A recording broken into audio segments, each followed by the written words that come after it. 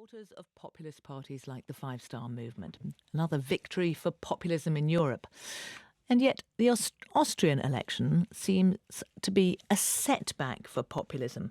There, the independent, a man who described himself as an open-minded, liberal-minded and above all a pro-European president, beat the far-right Freedom Party candidate. Well, we're joined here in the studio by Douglas Murray, who's a director of the Henry Jackson Society, and from Brussels by Heather Graby, who's director of the Open Society European Policy Institute. Good morning to you.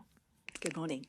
Heather Graby, how do you think we should read both results from the weekend for, I suppose, the future of the EU and the future of populism? Well, both results are a big rejection of the establishment parties. In Austria, the mainstream centre-left and centre-right never even made it into the second round of the presidential election. You had a far-right candidate and an independent Green standing against each other.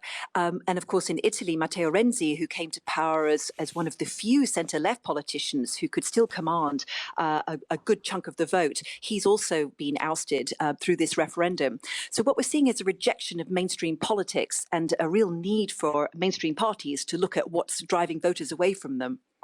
Douglas Murray, do you see it as a rise in populism, in a way, however you define that? Yeah, I'm sceptical of the term populism, which increasingly people are using for anything that's just popular or anything they don't like and want to put scare quotes around.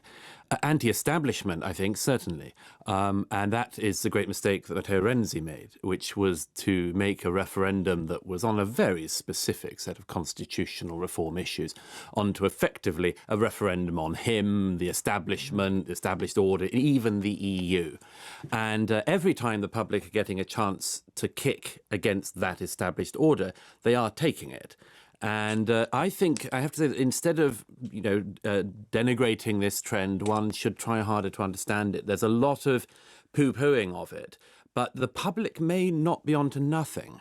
And this is something that mainstream politicians really have to think about. What do you mean by that? Well, that instead of saying that this is a sort of, that their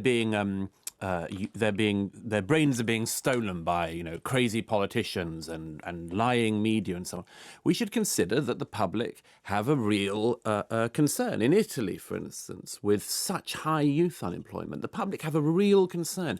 When the Eurozone crisis has gone on, crisis after crisis, they have a real concern. When as many people as were in the Calais jungle that we were all talking about in London the other week arrive every single day on the southern islands in Italy. The public have a concern that's justified about immigration.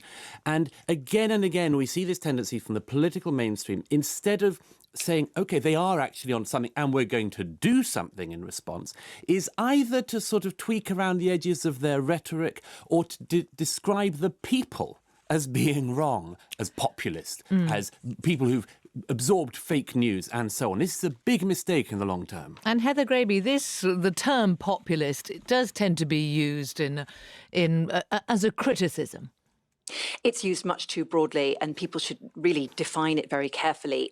I think populism is about parties that simply say it's impossible for there to be pluralism and for reconciliation of competing interests in society. They posit a claim that there is a corrupt elite and there's we the people, and these two things cannot be reconciled and that they are fundamentally at odds with one another. And in an open society, that's a real problem, because it means that you can't go for the kinds of compromises and negotiations between interests that are the essence of democracy. So the question is whether political systems can now absorb the new energy coming from new upstart radical parties, some of whom will become part of the establishment in due course, just as the Greens have done in many countries. Don't forget that Van der Bellen, he stood as an independent, but he was a Green originally. We must leave it there. Heather Graby, Douglas Murray, thank you. That's all from us. Good morning. You didn't frankly have the balls to put country before party.